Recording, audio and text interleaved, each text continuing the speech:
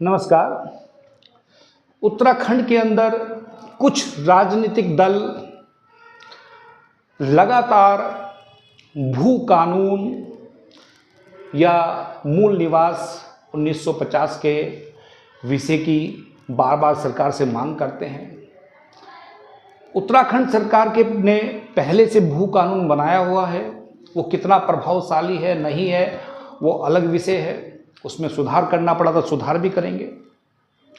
लेकिन सबसे महत्वपूर्ण बिंदु ये है कि आखिर ऐसे जो राजनीतिक दल हैं जो इस तरह की मांग कर रहे हैं, आखिर इस तरह की मांग से उत्तराखंड का कितना भला हो सकता है, उत्तराखंड के नागरिकों को इससे क्या मिल सकता है, मैं ये जानना चाहता हूँ।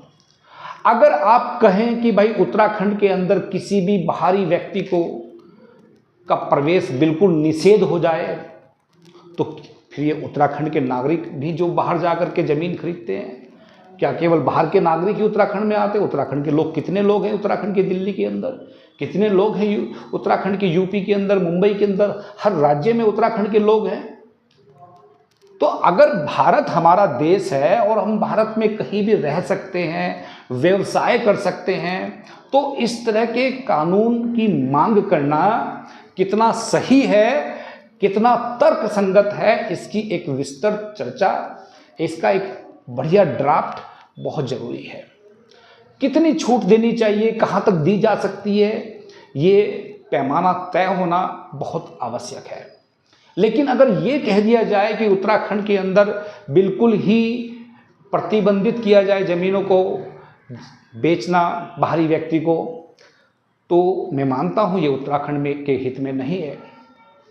उत्तराखंड की ज़मीनों का संरक्षण अगर आपको करना है तो उत्तराखंड के जो किसान हैं, जरा उनकी दिशा, उनकी दशा, उनके हालातों को समझें। ज़मीन तो किसानों के पास है। मूल रूप से जो लोग आंदोलन करते हैं उनके पास तो आंदोलन के पास में तो बेचने के लिए ज़मीन ही नहीं है। जिसके पास ज़मीन है, जो किसान है, जो चाहता है कि भाई मैं इस ज़मीन में खेती करता हूँ, अगर उसको अपने भविष्य के लिए कुछ ज़मीन को बेचना पड़ता है तो वो दूसरी ज़मीन भी खरीदता है। लेकिन जब बायर नहीं होंगे या आपने बायर को प्रतिबंधित किया होगा तो उसकी ज़मीन का मूल्य भी कम लगेगा। मूल्य कम लगेगा तो उसको लाभ ही नहीं होगा। और उत्तराखंड के अंदर अगर किसी व्यक्ति को अपनी मान लीजिए ज़मीन को सेल करना हो, बेचना हो, और लोकल बायर उतना आर्थिक रूप से सक्षम नहीं है, तो उस स्थिति में उसको औने पौने दामों में अपनी ज़मीन को देना पड़ेगा। ये इसका ड्रॉबैक भी है। मूल उद्देश्य जो भू कानून का है, जो मुझे समझ में आ रहा है, जितना अभी तक सुना है, कि भी मूल रूप से अपने संस्कृति, अपने कल्चरल को एक तरह के क्षेत्र में संरक्षित रखना ताकि वहाँ पर अन्य तरह के लोग ना आ पाएँ। ये शायद मुझे लगता है इस जो कानून का मूल उद्देश्य शायद यही है। लेकिन इसके अंदर आप बताइए कि आप अमेरिका के अंदर कितने लोग जा रहे हैं, कनाडा में कितने इंडियंस रहते हैं, वहाँ की संस्कृति को अपनाते हैं, वहाँ की संस्कृति का सम्मान करते हैं। सबसे पहले तो हमें खुद अपनी संस्कृति पे गर्व होना चाहिए। और कोई व्यक्ति अगर उत्तराखंड के अंदर निवेश कर रहा है तो ये हमारे लिए खुशी की बात है, ये हमारे लिए सम्मान की बात है। हमें उसका स्वागत करना चाहिए कि वो हमारे उत्तराखंड के नागरिकों को रोजगार देना चाहता है। और पहाड़ जैसे दुर्गम क्षेत्र में जहाँ लोग सरकारी नौकरी तक नहीं करते, जहाँ कोई भी सरकारी अधिकारी जाने को तैयार नहीं है, अगर ऐसी शांति प्रिय जगह पर कोई व्यक्ति एक पर्यावरण के अनुकूल किसी व्यवसाय को करता है, किसी संस्थान को खोलता है या कोई औद्योगिक कार्य करता है, तो ऐसे व्यक्ति के लिए सरकार को, समाज को, स्थानीय नागरिकों को उनको समर्थन देना चाहिए। इतना जरूर मैं कहूँगा कि अगर कोई व्यक्ति, कोई भी बाहरी व्यक्ति अगर जबरदस्ती आपकी ज़मीनों का अतिक्रमण करता है या कोई बहुत मजबूत व्यक्ति, बाहुबली व्यक्ति जबरदस्ती आपकी ज़मीनों को छीनता है या बहुत कम दामों पे लेता है, उसकी स्थिति में सरकार को आपको संरक्षित करना पड़ेगा, सुरक्षित करना पड़ेगा। ये सरकार की जिम्मेदारी बनती है कि एक नियमित तरीके से, एक संतुलित तरीके से वो इस मामले को हल करें।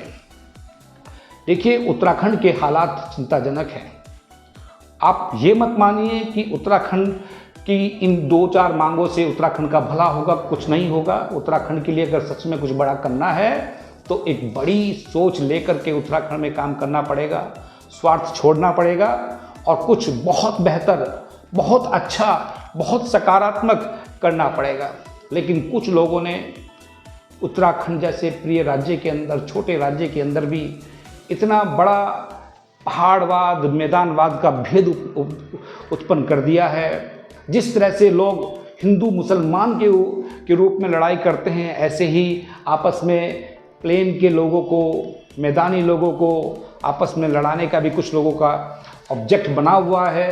वो बहुत बड़ी बड़ी इसमें पॉलिटिकल रूप से भी कहते हैं कि ये तो पर्वतीय क्षेत्र का मंत्री है, ये मैदानी क्षेत्र का मंत्री है। कोई पर्वतीय मैदानी कुछ है ही नहीं, हम तो पहाड़ी, हम तो सब के सब उत्तराखंडी हैं। सब उत्तराखंड के हैं। जो काबिल व्यक्ति है, जो लायक व्यक्ति है, जिसके अंदर नेक नीति है, जो उत्तराखंड के लिए कुछ करना चाहता है, ऐसे व्यक्ति को हमें साथ देना चाहिए, ऐसे व्यक्ति को हमें आगे बढ़ाना चाहिए, ऐसे व्यक्ति को ही हमें नेता चुनना चाहिए जो सच में ईमानदार है। तो ऐसे में परिस्थिति में एक ही बात सवाल निकल के आता है, आखिर ये जो कानून चाहती हैं कुछ दल, आखिर इनका औचित्य क्या है। सबसे पहले इन दोनों को चाहिए कि अपने ड्राफ्ट को क्लियर करें, पब्लिकली बताएं कि आखिर भू कानून में है क्या। अरे भू कानून तो पहले से बना है, क्या संशोधन आप चाहते हैं? ये इनके पास में रूपरेखा नहीं है।